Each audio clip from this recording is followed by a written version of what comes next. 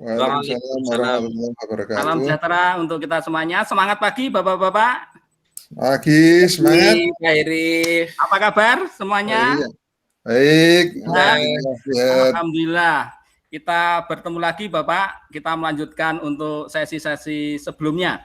Namun sebelum kita mulai pada kegiatan pagi hari ini, kita awali dulu dengan doa. Nanti mohon Pak Rohmat untuk memandu doa kita, kemudian nanti Pak Pamuji untuk memimpin ice breaking biar kita tambah semangat.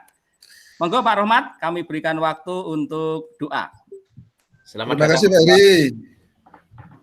Mari Bapak Ibu untuk kegiatan pada siang ini, sebelum kita mulai, marilah kita berdoa terlebih dahulu, berdoa sesuai dengan agama dan keyakinan kita masing-masing. Berdoa dipersilahkan.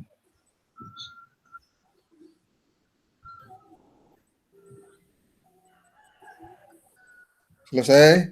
Terima kasih. Mudah-mudahan doa kita dikabulkan untuk kegiatan ini bisa berjalan dengan lancar. Terima kasih kepada Pak Rohmat yang telah membuka dengan doanya. Semoga bisa berjalan dengan lancar.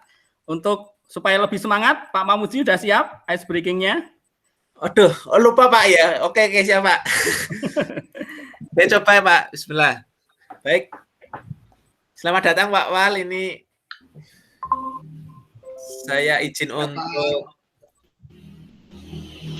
menyegarkan suasana pagi ini. Sebelum masuk ke materi, kita refresh dulu nggih untuk ice breaking-nya. Judulnya adalah merangkai kata. Sudah merangkai kata ya. Ya, sudah disaksikan nggih, bisa muncul di layar untuk filenya. Maksudnya gimana itu nanti Pak? Maksudnya itu nanti? Maksudnya adalah untuk ice breaking ini nanti Bapak-bapak akan mencoba meneruskan frase terakhir ya dari masing-masing kata. Contohnya ini ada tahu, itu kata pertama. Frase terakhir adalah who. Nanti Bapak akan melanjutkan kata apa yang tepat setelah who. Gitu. Saling menyambung gitu ya? Ya, menyambungkan kata dari frase di belakangnya. Tapi setelah menyampaikan kata tahu, nanti disertai dengan bertepuk tangan 2 kali. Oke, saya coba misalkan tahu. Berapa itu? 3 kali ya berarti. 3 kali itu. 3 kali ya. 2 kali tahu. Gitu ya. Nanti bergiliran nggih, bergiliran satu orang membacakan satu kata ya. Dan untuk urutannya Pak, urutannya mungkin disepakati sekalian dari Pak Pamuji, kemudian nanti yang mengawali dari saya mengawali, kemudian nanti yang hadir di awal tadi siapa ya Bapak ya? Ini saya tidak bisa melihat ini Pak Heri baru ada mana ya? Noro sedang melakukan presentasi. Ya Pak Heri, kemudian Pak Waluyo, Oke Pak Heri, Pak Wal dan Pak Rohmat gitu ya. Siap. Ya. Bisa dipahami? Bisa benar nggak nih? Bisa, Pak Waluyo suaranya masuk Pak. Tapi kok yang dia ada di layar saya kok Pak Heri Kristantoro sedang melakukan presentasi. Ini lagi ice breaking dulu Bapak. Ice breaking, dulu. Siap. Oke, saya coba pertama. Tahu. Hutan. Tanpa. Pak Pamuji. Panas. Nasi. Ikan. Pak Pamuji. Kantor. Pak Heri. Touring. Ringkas. Udah cukup. Oke, cukup luar biasa. Oke, semuanya. Terima kasih. Luar biasa. Speaking kali ini saya kembalikan ke Pak Nyaji. Pak Wal malah keluar ini. Ya, terima kasih Pak Pamuji, luar biasa menambah semangat kita. Semoga kita tidak hanya badan kita yang segar, tapi juga pikiran kita menjadi fresh untuk menerima pembelajaran hari ini. Baik Bapak, saya izin share dulu nggih. Monggo. Monggo, Pak Heri.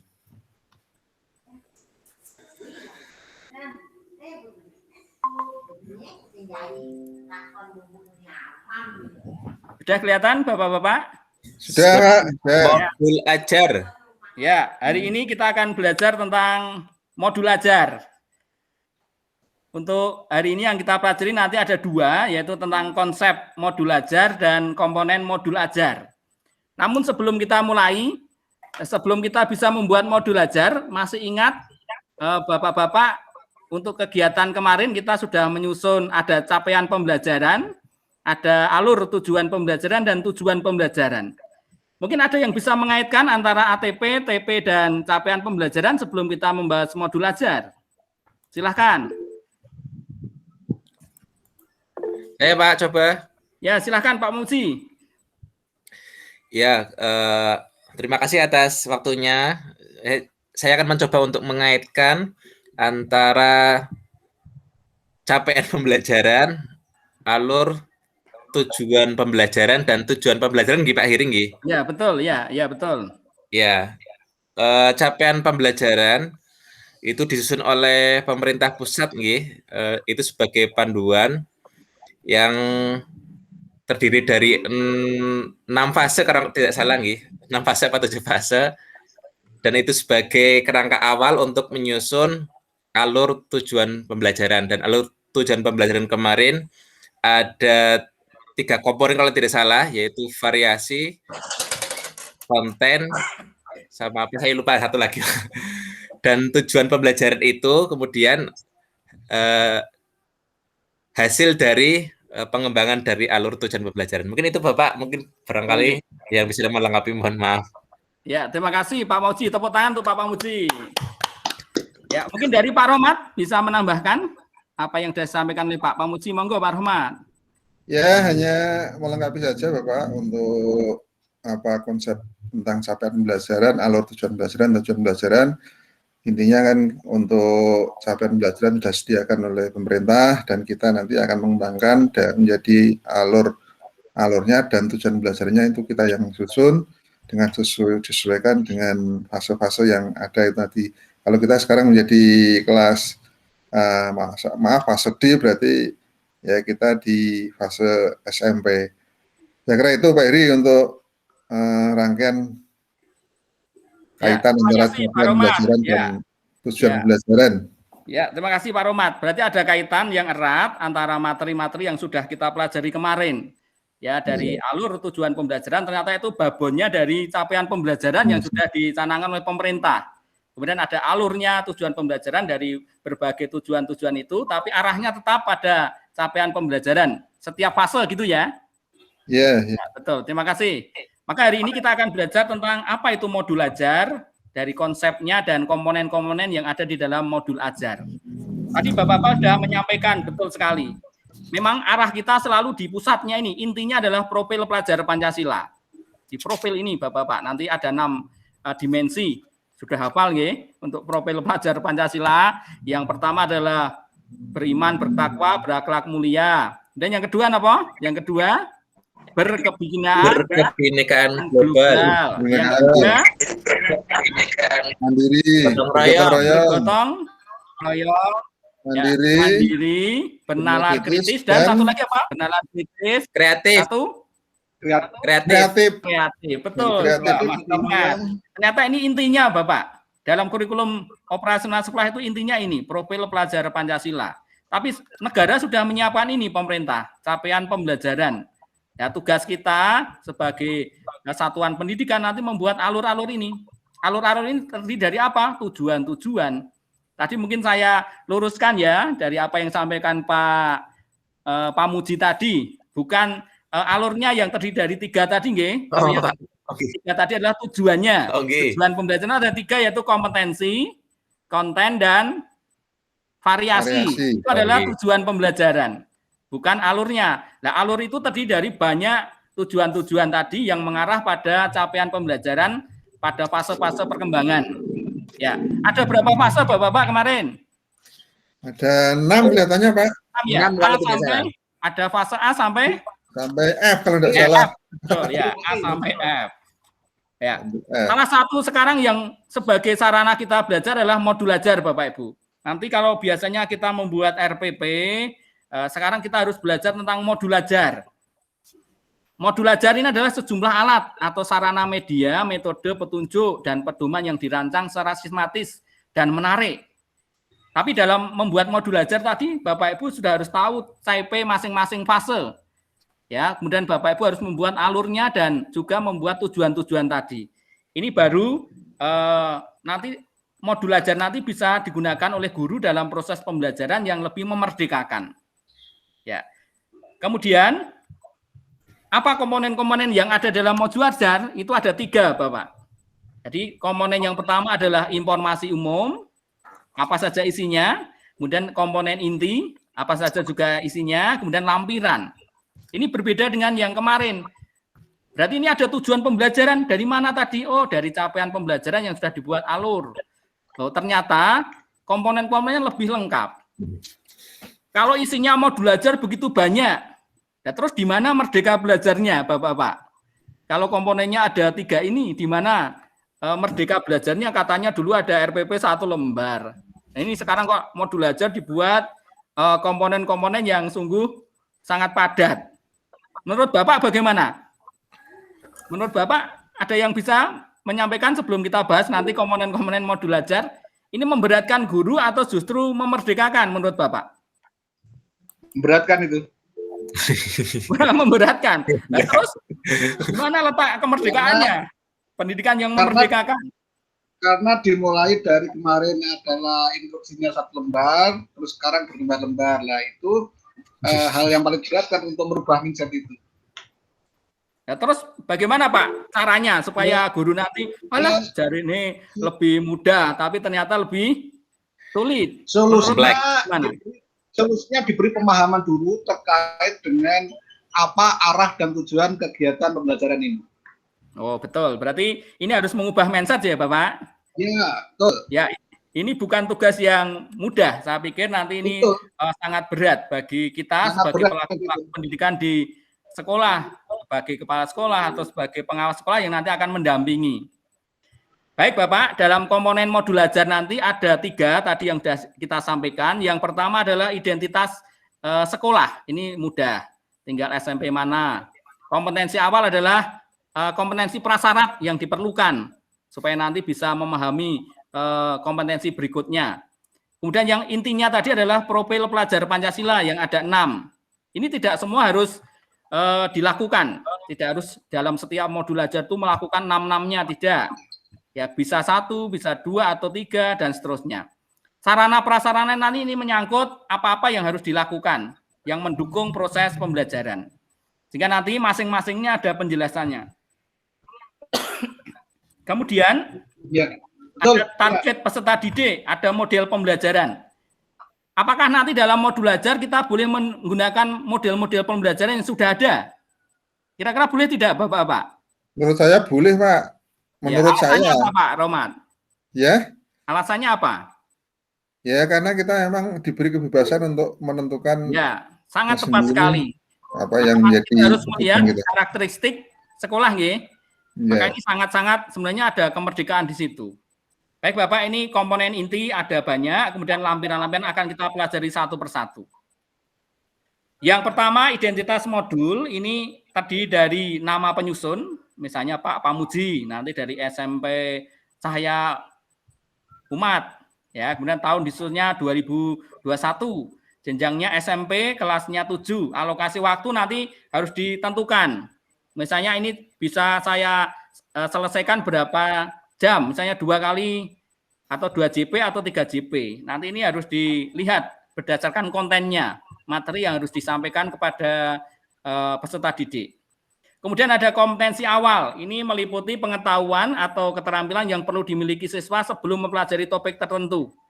Kompetensi awal ini merupakan ukuran seberapa dalam modul ajar yang dirancang. Jadi Bapak Ibu harus melihat kira-kira prasyarat untuk mempelajari komponen modul ajar ini apa. Ini harus dirancang dengan baik. Kira-kira anak-anak kita yang beraneka ragam itu apakah bisa mempelajari modul ini dengan baik. Kemudian profil pelajar Pancasila tadi, 6 komponen ini memang nafasnya sekarang memang acuannya adalah profil pelajar Pancasila, ada 6 itu, dan ini tidak harus semuanya masuk Bapak di dalam modul ajar. Ya, jadi Bapak harus analisis dari capaian pembelajaran dari alur tadi, dari tujuan pembelajaran, mana kira-kira dimensi karakter dalam profil Pancasila yang akan masuk di dalam modul kita. Kemudian, ada batasan tidak, Pak Heri? Bentar nih, mungkin sebelum lanjut, mungkin ada batasan tidak jumlahnya atau bebas untuk terima kasih Pak profilnya. Romat. Dalam profil pelajaran ini memang tidak ada batasan. Jadi kalau dari 6 tadi, kalau memang setelah Bapak Ibu analisis kok hanya komponen bergotong royong, boleh. Atau ada beriman, bertakwa dan berakhlak mulia, ditambah gotong royong, boleh. Atau ditambahi berkepentingan global, karena diskusi mungkin ada nalar kritis, boleh. Atau mandiri. Ada batasan Pak Romat? Iya, terima kasih. Berarti bebas ya. Ya, tergantung tadi Bapak dalam analisis TP tadi. Temanya apa gitu, disesuaikan. Ya, dalam kurikulum sekolah penggerak itu memang ada 7 tema yang Bapak yang harus dipilih. Setiap tahun itu ada 3 tema besar yang bisa dipilih. Kemudian profil tadi terkait dengan materinya. Memang kita harus menguasai konten. Dalam ilmu pedagogiknya, kegiatan proyeknya, itunya, kemudian asesmennya. Maka inti daripada ini sebenarnya dalam pembelajaran, itu dalam materi, pedagogi, kegiatan proyek maupun asesmennya. Kemudian sarana prasarana, supaya lebih berhasil dalam pembelajaran jelas butuh sarana dan prasarana. Kalau sarana ini bedanya dengan prasarana Bapak ya, kalau sarana itu merujuk pada alat dan bahan yang digunakan. Sementara kalau prasarana ini materi dan sumber bahan ajar. Ini harus dibedakan. Kemudian target, karena ini situasi pandemi, targetnya mungkin ada yang untuk umum. Ini kalau situasi biasa-biasa aja, umum, kondisi normal. Tapi juga ada kondisi yang tidak normal. Seperti sekarang ini mungkin bisa blended learning. Bisa daring luring, PJJ luring, PJJ daring, atau gabungan keduanya. Ini yang justru Bapak Ibu harus cermat di dalam memilih siapa target peserta didik kita saat ini. Ini yang memang paling sulit ini. Kemudian model pembelajaran ini bisa Bapak Ibu pilih di antara berbagai macam model yang ada. Kalau kita belajar selama ini kan pakai pelipet classroom ya, belajar terbalik. Kita suruh refleksi diri dulu, mulai dari diri, kemudian kita eksplorasi konsep, baru kita memahami banyak, terus ada elaborasi, kolaborasi, ya ada diskusi konektivitas, baru kita aksi nyata. Ini juga diterapkan nanti dalam penyusunan modul. Kemudian tujuan pembelajaran, dari capaian-capaian pembelajaran tadi yang sudah kita buat tujuan-tujuan menjadi alur tujuan pembelajaran, ini bisa tujuan pembelajaran dalam satu modul menurut Bapak bisa satu tujuan saja atau bisa lebih? Menurut Bapak? Bisa menurut saya dari satu mungkin Bapak. Oh, satu tujuan pembelajaran. Kalau lebih boleh enggak? Boleh. Ya, boleh. Betul sekali. Jadi Bapak Ibu dalam menyusun modul tidak harus tujuannya hanya satu biar ringkas, modulnya cepat selesai, tidak. Jadi Bapak harus membuat sesuai dengan capaian pembelajaran dalam fase perkembangan itu. Kita fase D, kita lihat capaiannya ada berapa itu, kita ingin membuat modul yang CP1 misalnya. Ya, kalau CP1 itu kalau kita buat tujuannya ada 5 boleh, 3 juga boleh, tergantung capaian tujuan dalam fase-fase itu. Ini tujuan pembelajaran. Kemudian pemahaman bermakna ini manfaatnya apa? Kalau dulu dihubungkan dengan kehidupan anak-anak sehari-hari, itu manfaatnya apa-apa kalau sudah belajar ini, nanti kalau sudah terjun di masyarakat itu kaitannya apa? Oh, saya belajar berorganisasi sehingga nanti di tempat masyarakat saya nanti bisa membantu dalam memecahkan masalah. Ini pemahaman bermakna, artinya setelah saya paham materi ini, nanti apa kaitannya dengan kehidupan sehari-hari.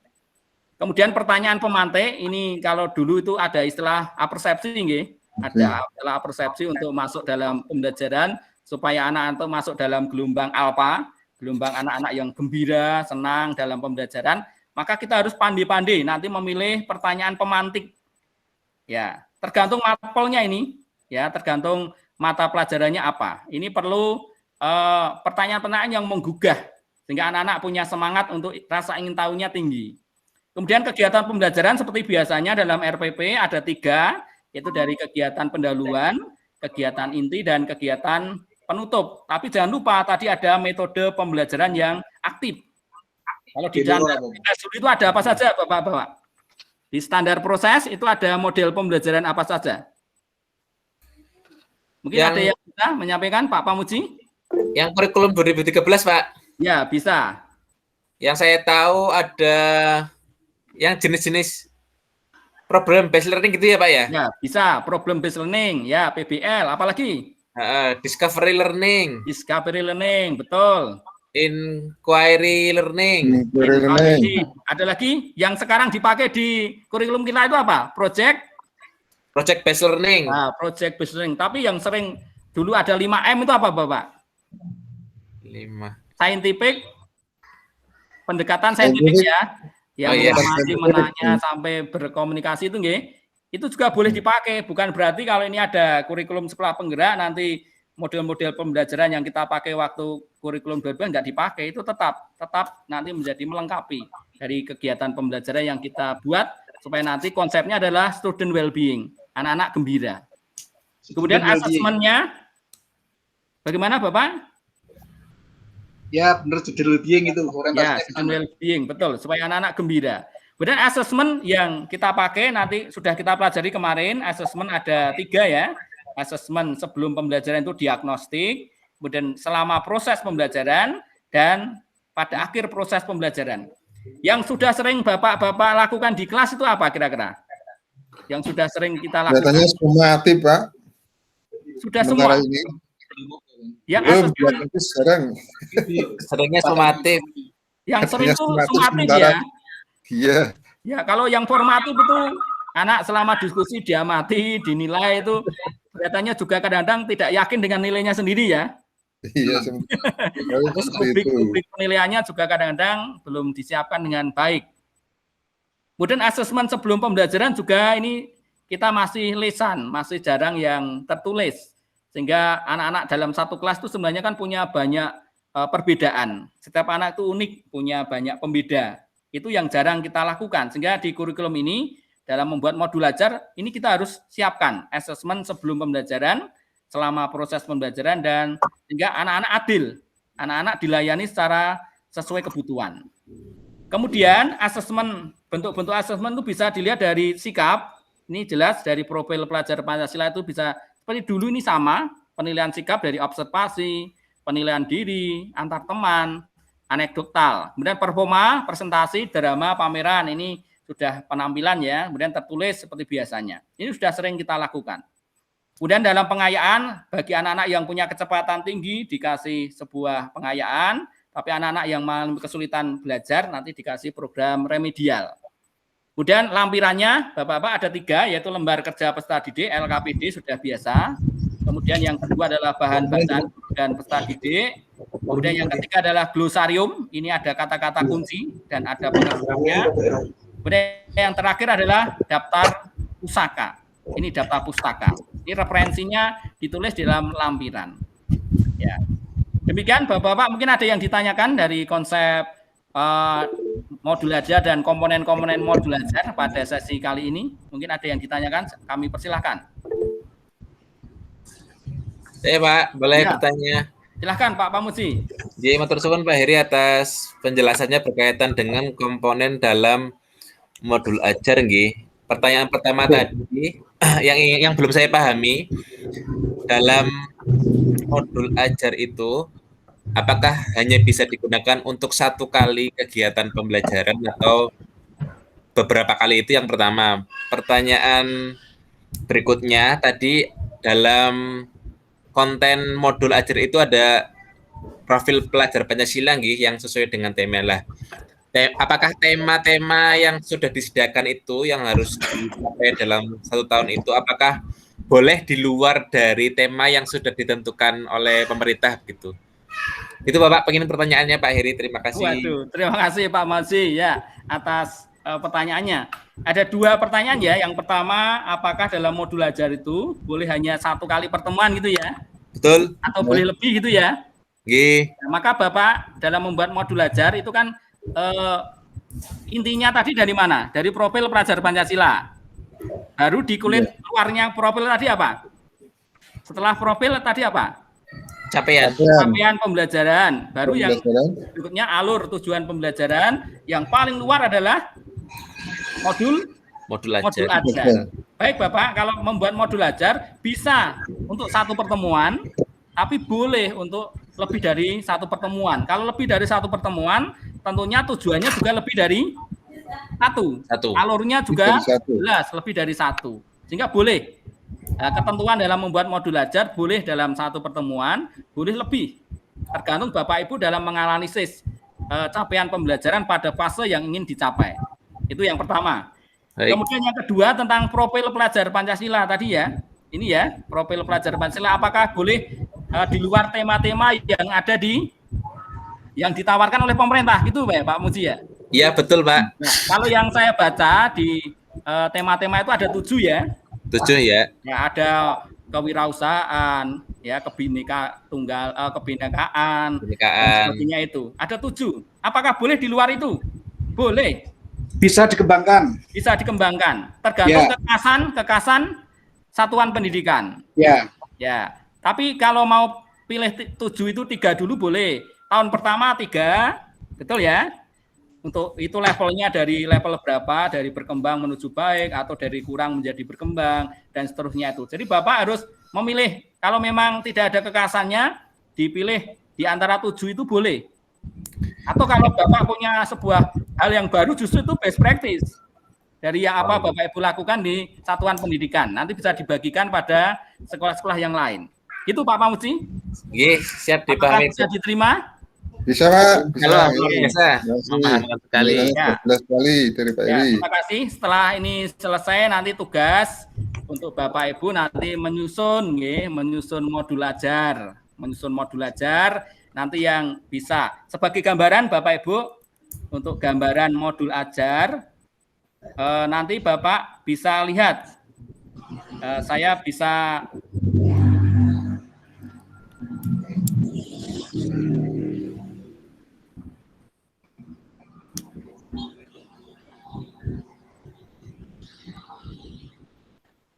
saya coba kalau nanti tugasnya adalah Bapak membuat modul ajar ya. Ini contoh modul ajar.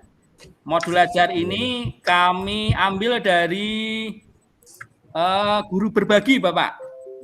Ini sebenarnya Bapak bisa belajar dari aplikasi yang sudah ada disiapkan oleh ruang guru belajar dan berbagi. Ini ada nih. Misalnya nanti Bapak Ibu unduh di sini ya. Ini di Mbak Bu Lilis Sri Hariningsih. Ini bahasa Inggris. Pak Pamuji bahasa Inggris ya. Siap, Pak Eri. Ini ada komponen RPP sudah sesuai dengan program sekolah penggerak ini. Ada identitas, informasi umum, ada komponen awal, profil pelajaran. Sampai ini sudah sesuai dengan yang baru. Ini Bapak Ibu bisa unduh di sini. Ya, bisa diunduh di sini. Atau Bapak Ibu bisa menyusun sendiri. Modul ajar, misalnya IPA, nanti ini sesuai dengan urut-urutan tadi. Ya, tugas itu nanti silahkan dibuat, kemudian setelah selesai nanti silahkan dikirimkan ke LMS yang sudah ada. Jelas Bapak ya? Insya Allah jelas Bapak. Jelas, terima kasih untuk Bapak Ibu semuanya untuk kegiatan sesi kali ini sudah selesai. Masih ada yang mau ditanyakan? Sudah cukup. Sudah cukup. Terima kasih. Demikian yang dapat kita sampaikan sebelum menutup sesi modul ajar ini, baik konsep maupun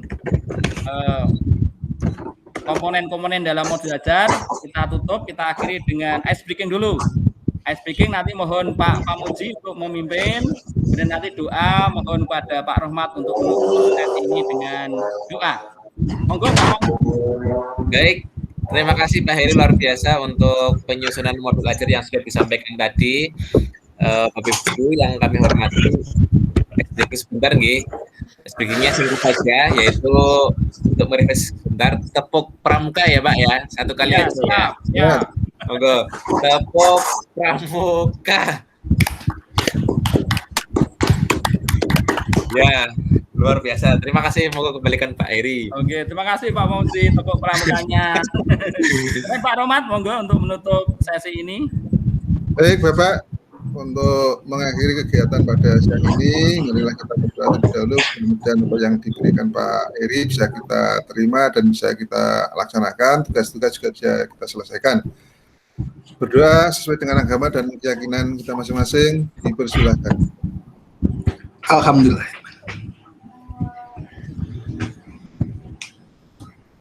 Selesai. Terima kasih Pak Eri, kami kembalikan waktunya. Terima kasih Pak Robert, Pak Pamudi, Pak Waluyo atas keterlibatan aktif dalam sesi ini. Semoga nanti bisa membuat modul ajar yang sesuai kita harapkan. Demikian, kurang lebihnya mohon maaf. Akhirul salam. Wassalamualaikum warahmatullahi wabarakatuh. Waalaikumsalam. Terima kasih. Waalaikumsalam warahmatullahi wabarakatuh.